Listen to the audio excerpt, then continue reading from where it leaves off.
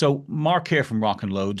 It's a great pleasure to be joined this evening by Josh Hamler. Josh is a guitarist of Shamans Harvest, a USA rock band, and the guys are coming all the way across the pond in March 2025 to join us here in the UK and Ireland alongside Blacktop Mojo.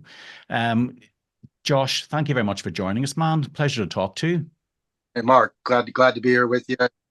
It's it's about time that we make it over. Yeah, absolutely. I was just thinking when I was looking at the details of the band, you guys are coming up on 3 decades as a band yourself, and wasn't it Nathan formed the band back in 1996? So Yeah, I'm sure back then you did not foresee 3 decades later. no, we weren't looking past Friday night back Yeah. then. The fact that me and Nate have been doing this together since 1996 is pretty incredible, and very hard headed. So Yeah. it, It's got to be the most amazing roller coaster ride, especially two guys forming it so long ago, and the tenacity and sort of drive you have to keep that going for close to 3 decades now, and trials and tribulations that the world will throw at you and the desire to keep the truck moving, I suppose, as a rock band. My God, man, you have to have some determination. yeah, it's taken quite a bit, and you know, it's kind of like living life with a bucket list. Yeah. It's easy to dig your heels in and continue on when you still have more you want to do. And in fact, even this tour, the About Time tour, to come over to the UK and Ireland, um, that's a bucket list thing for me. So it's easy for me to continue the grind whenever I'm still out here living the dream. Yeah, yeah, yeah. And tell me this, I've always found it fascinating when we're on this side of the pond again, like Ireland's small, the UK is bigger, of course, but the US is massive. So for a young band like yourselves starting back in 96, how do you approach that? Like what's the goals and how do you sort of work out a strategy to sort of get bigger and better and get out there? Well, we kind of just worked our way in a circle, and the circle just kept getting bigger and bigger and bigger. Yeah. And eventually, after 5 years, we had played every dive bar in Missouri, and we veered outside the state, and then we turned into the region, and we'd lose a member here. It'd take us a couple of years to get back on track to where we were, and we'd make it a little further. We'd lose another member there. We'd have to take a couple of years to regroup and figure out our identity again. Um, and so once people quit falling off so much, and we were able to establish ourselves a little more, and we weren't having those rebuilding years in Mm. between. And come about 2009, when a song that literally took us 30 minutes to write, Dragonfly, happened, and it kind of changed our whole perspective. We were actually about to throw in the towel at that point in time, and that song got leaked to a radio station. I'm not sure who did it. Someone leaked it, and immediately it went to number one on a station in Iowa, who sent it to his buddy who was a radio DJ in Utah. It went number one there, and it just kept popping around all around the country. And next thing I know, our manager came up to us and said, "Guys, your song's taking off. I don't know, you should throw it away just yet." And then we started touring. We toured all United States and North America over a 8-year period, roughly about 300 days a year. And next thing you know, we're direct support for Nickelback on their Feed the Machine tour in 2017. So it's just been a roller coaster. There's been lows, they've been highs, they've been equally awesome and awful. So, Yeah. but we still are here, and we still doing what we love. Yeah, it's I can only imagine, it's so easy on when you're on this side of the stage appreciating a band playing live. You don't get the full story, you don't understand what the guys are going through, what the daily grind is like to put on that show at the end of the day. It's so easy to maybe misunderstand what a band goes through, especially for you guys on the other side of the pond now, looking at putting a tour together across the UK and Ireland. It's a major challenge as well, isn't it? Oh, it really is. But we've had multiple opportunities that we were coming over with.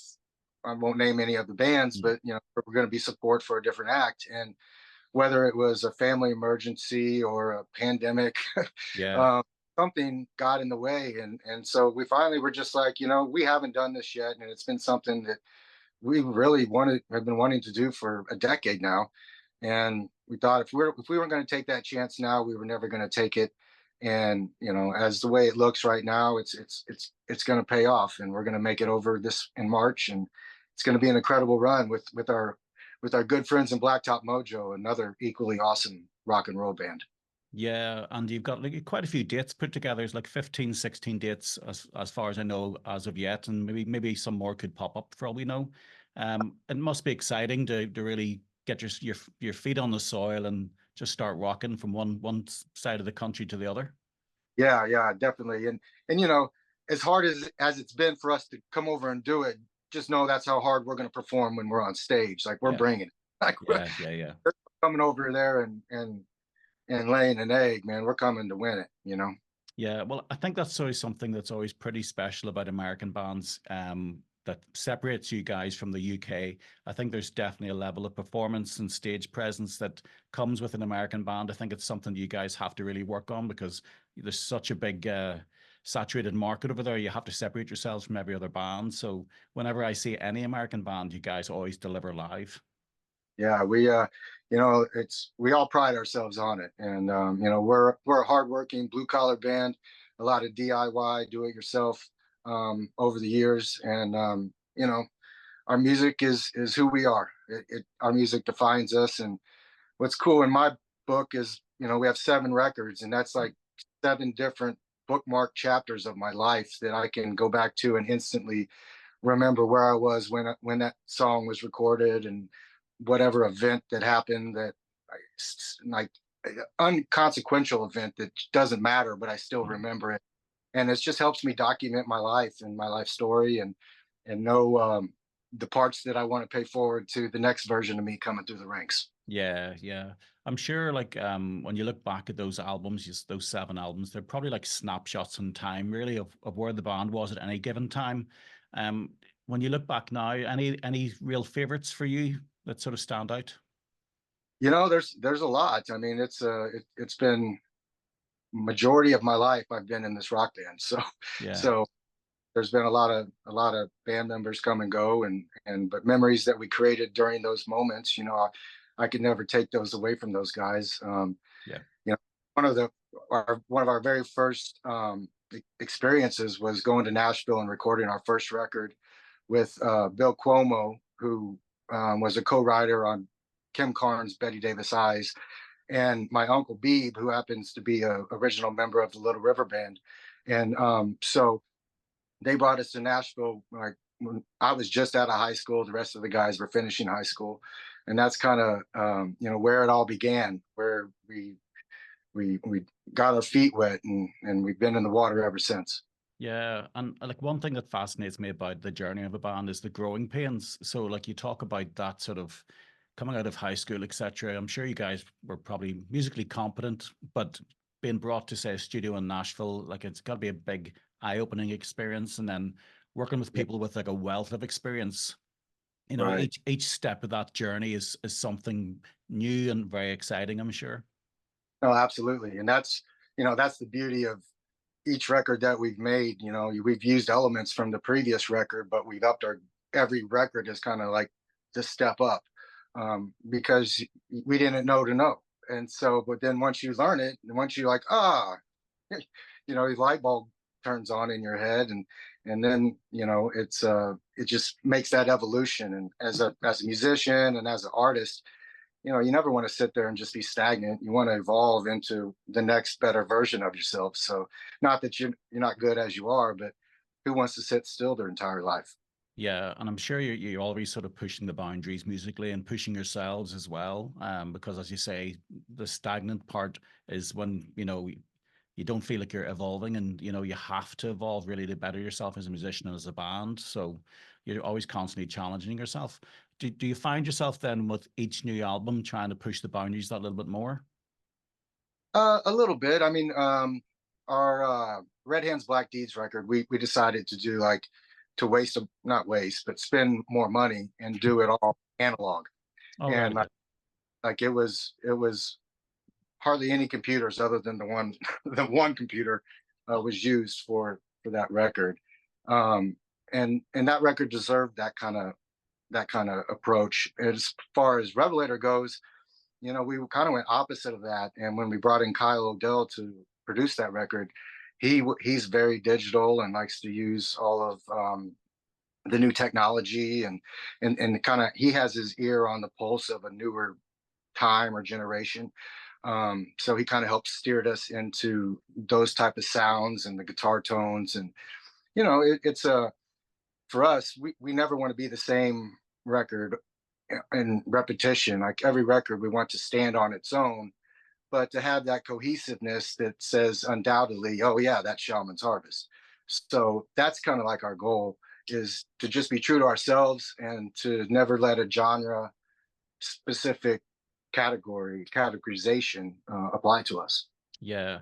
And what about that sort of relationship when you're working with people, as you say, they're producers, etc.? Do you like to change each time, or do you like to go back to the same people because you have a good, well-established relationship? We've done both, but we like to change it up, and that helps us grow as an artist, because we learn a different interpretation of how to get these ideas out and turn them into sound, which turn into color. Yeah. Um, it's with every producer that we've ever had, we brought them in to be like the sixth member. Yeah. So they're really delved into it. We're all in with them, and we're actually learning from them, and they might be learning from us. So it's always been a fun process. And as much as we've loved to tour over the years, we find ourselves most comfortable in the studio, and that's when we're at peace. That's where we're like, oh, that's fun. A little less chaos than on the road, I suppose. Yeah. Less hurting of the cats, that's for Yeah, sure. yeah. And I always ask that question because some bands maybe don't relish the studio experience, but you guys obviously really enjoy it then. Yeah, sometimes we enjoy it too much, because then it comes time to play the songs and we're like, damn, why did we put all this stuff in the song? Because we obviously can't reproduce all of this Yeah, live. yeah, But some of the tracks, like Wishing Well off of Revelator, for instance, it has an I love the outro of the song. It's incredible. It's one of my favorite sections on that record. But there's no way we're going to pull that off live, because we don't have 13 people of auxiliary musicians with us. So, we have to tailor our live show a little different. But the way we justify it is, if the song is badass without all that stuff, then we'll put that stuff in it, yeah, and we'll just play the badass version of it. If the song isn't badass without that stuff, then we know that that song really didn't make the cut and ends up, over here on the on the side. So, yeah, the song itself is already awesome. It's going to be awesome no matter how you play it. Um, you can use the bells and whistles, or you don't. So yeah. And are you comfortable with those sort of choices in the sort of process of cutting out songs and sort of saying goodbye to one that you think maybe doesn't make the cut? Is it hard to let go of some of those songs? it is hard, but the beauty of it is they don't always disappear. Yeah, Uh, Sometimes they get reimagined in a way that you just weren't prepared to understand right then. And so, over the years, I guess in hindsight, and we have a lot of hindsight here, uh, that, use it all. Don't throw any of it away. You yeah, just never know. yeah. And as a band, like, do you play live when you're recording, or do you sort of prefer to isolate each other out and just record? We do it different ways. Every song kind of has its own process and its own, method to Yeah, come. We've done live tracks. We've done like individual, one at a time kind of stuff. Um, but it's really the times that we're playing live together where I really think the creative spark comes through in the recording more often. yeah, Um, and with all the technology and the good ear of a producer, and I mean, they can manipulate just about anything. But whenever you really do it live and it's captured, I mean, that's really magic. yeah, yeah, yeah, yeah. And for yourself as a guitarist, then, are you more of an analog guy? Do you like the old tube amps, or have you gone digital at all? I'm a tube guy through and through, but tubes are getting harder and harder to find these days, and Mm. I've 10 years too late acquired a Kemper, Yeah. and so all of my boutique amps, I have on my Kemper now, and that's what I take on the road with me. And then all my amps I keep at home, and they stay in full working condition. Yeah, I was going to say, especially for the likes of maybe the likes of this overseas tour, it would make life so much easier for you. Obviously, embracing the digital, even though it is hard to let go of that tube sort of experience. But certainly, when I see bands play live now, more and more are embracing the digital age because of the convenience, I suppose. Yeah, Yeah, it really convenience, and you know, like a Kemper amp is so lightweight. Like I could throw it in my suitcase. So I don't. It's very versatile, and it's electrically, it's versatile both places and everything. So you know, I am a tube guy, and but I will admit I'm bringing a Kemper with me over there. well, at least you get the best of both worlds when you're at home and you can do what you want. You can crank the amp up, but if you're out performing, at least you know the paying public can't really tell the difference when the sound's coming through the PA. You know, they get the full experience live anyway. Exactly. So I'm actually a fan of like the technology and some of the different the quad core processor. I mean, that thing's Yeah. badass. Um, all the technology, it's like you can hide from it all you want. It's gonna get you eventually. You know, it's life. That's how life works. Not just music, but life itself. It's you gotta roll with the wheel, otherwise you get left behind. Yeah, but equally, it's quite cyclical, isn't it? You know, and right now there's a wave of people obviously really embracing the new generation and the technology. But you probably could find at some stage we'll probably go back to some form of tube, whether it'll be a smaller lunchbox version or something. You know that Yeah. people will be going mad over again in a couple of years' time, and in another 10, 15 years we'll be back to digital again. It's just back and Yeah. forth, back and forth. They're constantly chasing that tone. I know it is.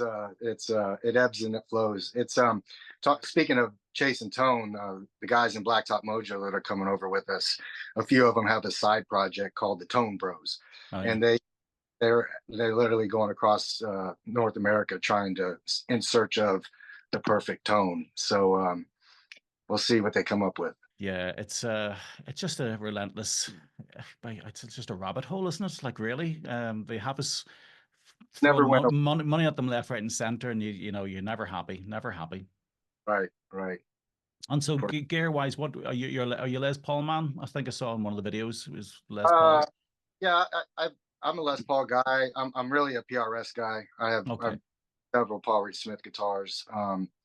You know, I have some Strats and some Tellys and stuff. I kind of play all guitars. yeah, I don't limit myself to just one or two. I love Gibson guitars. I love my Paul Reed Smith guitars. I love my Fender guitars. They most of my guitars I've had for over 20 years, and like they've been on every record. So yeah. pretty wild to have like five guitars that have literally been on our first record to recording on our new record right now. You know, so it's great tools of the trade to have. Yeah, yeah, like and the great thing about them is just like they will last a lifetime if you look after them. Yeah, and Yeah. these my guitars haven't been left at home. I mean, they've seen every rigor of the road. Yeah. And so tell me about the preparations then for this upcoming tour. Are you guys currently playing live out touring at the moment, or you got some time off before the UK and Ireland tour? We have quite a bit of time off. We do have one show remaining this year, December 21st, and it's a hometown show for us in Columbia, Missouri. But we're in the process of writing our eighth record right now, so we're trying to get that finished up. We're going to hit the first of the year, get some studio time, and try to knock that out. And then leading up to the March tour, we'll do some pre-pro, and then we'll be coming in hot. And for the UK Ireland tour, for example, the first time that we'll have the chance to see you guys up close and personal, are you sort of going to curate a set list especially for us? Yeah, you know, I imagine it's going to be a pretty eclectic set list. I think we're going to be playing like an hour and a half every night, so we'll have plenty of time to delve through a bunch of different chapters of Shaman's Harvest. But you know, we have our mainstay quote Yeah. unquote hit over here that will all be in there. We have a cover by Michael Jackson called Dirty Diana. We cover it, and that always seems to be a fan favorite everywhere we go. So, you know, that's going to be in there. We're going to feature a lot of the Revelator record just because that's our newest to date. But Mm. you know, the it's a great problem to have when you Yeah. have to choose which songs. Like we have plenty of music, and we can't wait to perform it for you guys. Yeah. And speaking of the latest album, Revelator, would you say then that's really where your sound is currently? Uh, yeah. You know, every record is its own thing. Our new record is a far departure from that record. Okay. I say far departure. It's just more analog. It's Okay. not so far. I mean, we're only halfway through it. So, but you know, in Revelator, we had the heavy tracks like Toe the Line. Voices just has like that hook in the chorus that just kind of grabs you, or Bird Dog with the drone and the the jaw harp sound in the intro and the drums. And but then you break into a song like Hero, or Hurricane, or the soft acoustic track Mama on the record. So it, you know, it has a blend of sounds and emotions. And you know, one thing we like to do when we write a song is make a soft sounding song heavy Yeah. with textures and colors and vocals, you know. So like Mama isn't a it doesn't sound like a heavy song, but if you listen to it, it's kind of heavy, you know. But it's one of the more tuned down songs on the record. So it's fun just to be able to create these moments. And anytime we can write a song that touches an emotion or creates a energy or gives off a color to a listener, that's the best feeling in the world. Yeah, for sure, for sure. And out of curiosity, what sort of stuff are you currently listening to yourself? Who's grabbed your attention in the current sort of music scene? You know, I'm a big Gary Clark Jr. fan. Okay. Um, we're also fans of like Clutch, the Yeah. band Clutch, Seven Dust, Blackstone Cherry are, you know, up there. Big fans of those guys. Great friends of ours. So you know, we're kind of like a sonic jambalaya of who we listen to. Yeah. Yeah.